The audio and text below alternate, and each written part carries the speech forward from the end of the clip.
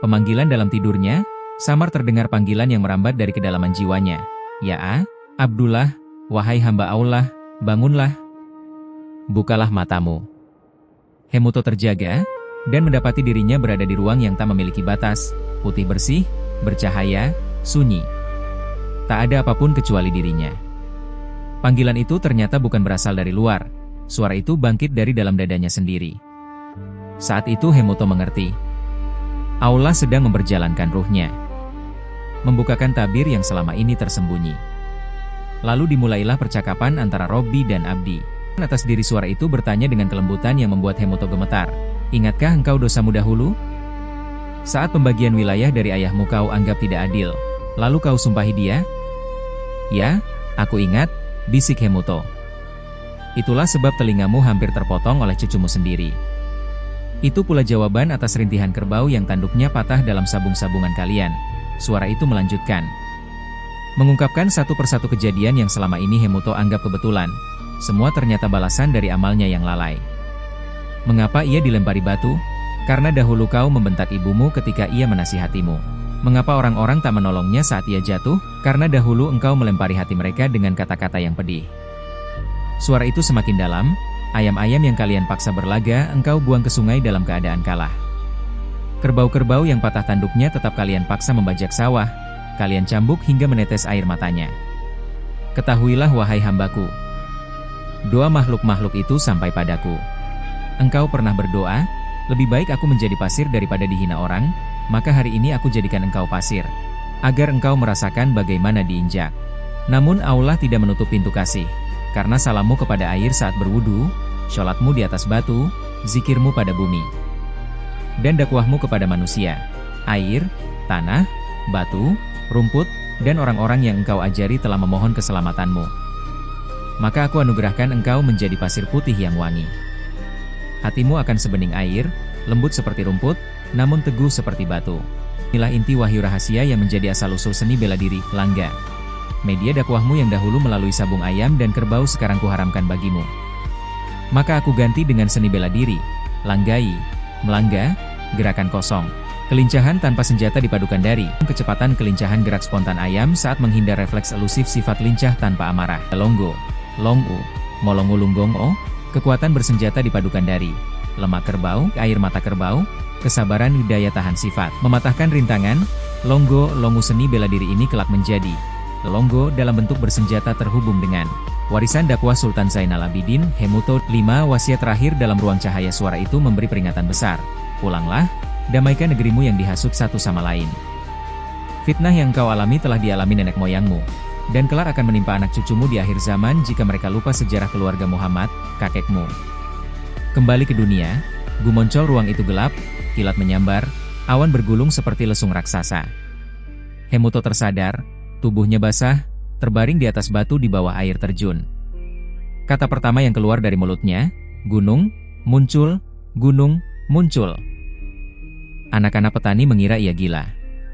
Mereka memanggilnya, Gumoncol, Gumonjolo, atau Gunung Muncol. Padahal hanya Hemuto dan Allah yang tahu bahwa ia baru kembali dari mikraj ruhani, yang mengubah nasib dirinya dan kelak, nasib sebuah bangsa. Tidak ada perbuatan kecil di mata Allah. Hal-hal yang menurut manusia sepele.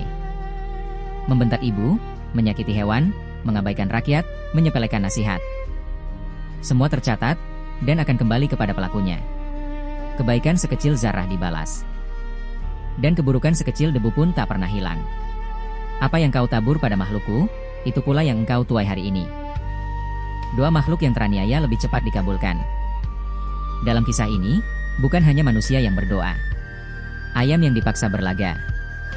Kerbau yang dicambuk saat tubuhnya patah. Mereka menangis, dan suaranya sampai ke langit. Hewan adalah makhluk yang memiliki hak. Dan kezaliman kepada mereka, akan kembali pada pelakunya. Pemimpin bertanggung jawab atas ulah rakyatnya. Hemuto mungkin tidak melempari ayam dan kerbau secara langsung. Tapi ia membiarkan rakyatnya melakukannya. Dalam Islam, pemimpin memikul dosa ketika ia melihat kemungkaran. Karena itu, pemimpin, guru, ayah, dan siapapun yang ditiru manusia wajib meninggalkan contoh yang benar. Dosa terbesar adalah ketika kita menyakiti orang tua. Setiap musibah yang menimpa Hemuto, dilempari batu, tidak dibantu orang, terjatuh. Semuanya berakar dari satu dosa besar. Membentak ibunya. Siapa yang durhaka pada ibunya, sempit hidupnya, gelap hatinya, dan hilang keberkahannya. Lidah lebih tajam daripada senjata. Hemuto dilempari batu, karena dulu ia melempari orang lain dengan kata-katanya. Luka kata-kata lebih lama sembuh daripada luka senjata. Berhati-hatilah dengan ucapan. Seringkali kata-kata yang kita anggap pelakar, menjadi doa buruk bagi diri sendiri. Allah tidak menutup pintu bagi hamba yang masih punya kebaikan. Meskipun Hemuto banyak berbuat salah, Allah mengingat pula.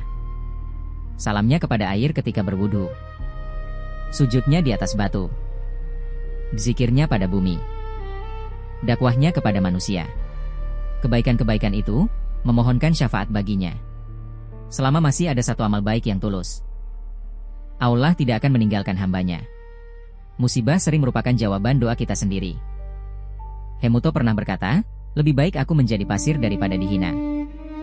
Lalu Allah jadikan ia pasir. Bukan sebagai azab, tapi sebagai pembelajaran dan pemuliaan. Karena pasir itu menjadi pasir putih yang wangi. Kata-kata kita adalah doa.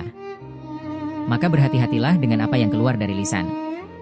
Dari kesalahan manusia, Allah munculkan kebaikan yang lebih besar. Dari dosa-dosa Hemuto terhadap ayam dan kerbau, Allah ganti dengan anugerah. Ilmu langga berasal dari kata langgai, seni tangan kosong, tanpa amarah. Ilmu longgo, seni bela diri bersenjata, beradu kecepatan untuk menjatuhkan senjata lawan, agar tidak saling melukai. Dua ilmu ini kelak menjadi sarana, mendamaikan masyarakat. Melindungi yang lemah. Mendidik keberanian dan keluhuran. Allah dapat mengubah bekas dosa, menjadi jalan dakwah. Peringatan bagi generasi, agar tidak mengulang sejarah kelam. Suara itu memperingatkan Hemuto. Fitnah yang engkau alami, pernah menimpa leluhurmu. Dan kelak akan menimpa anak cucumu, jika mereka lupa sejarah keluarga Muhammad. Umat yang lupa sejarah, pasti mengulang kesalahan. Perselisihan dan fitnah muncul ketika ilmu dan adab ditinggalkan. Maka generasi harus dijaga. Dengan pendidikan sejarah dan iman. Mikraj ruhani, cara Allah menyucikan hati hambanya. Perjalanan Hemuto ke alam putih, penyingkapan rahasia, hingga ia muncul di bawah air terjun. Mengajarkan. Penyucian jiwa sering terjadi melalui kesendirian, musibah, dan ujian yang menyakitkan. Allah tidak menghancurkan Hemuto. Allah memperbaikinya. Bunga sepatu ringkasan hikmah, versi VO. Jangan remehkan kesalahan kecil. Hormatilah orang tua. Jaga lisan. Sayangi makhluk Tuhan. Pemimpin bertanggung jawab. Amal baik menyelamatkan. Perkataan adalah doa. Dari dosa lahir hikmah. Sejarah adalah guru, ujian memurnikan jiwa. Papan penanda penutup, versi narator. Demikian asal-usul langga dan longgo. Dua ilmu yang kelak menjadi media dakwah. Oleh Hemuto, atau Sultan Zainal Abidin. Nyalakan notifikasi, untuk mengikuti kisah ini. Karena masih banyak episode yang akan dibuka. Kisah yang lama dibungkam, dan tidak ditulis dalam naskah sejarah, karena kepentingan di masa itu. Wallahu alam bisyawab. Wassalmu alaikum.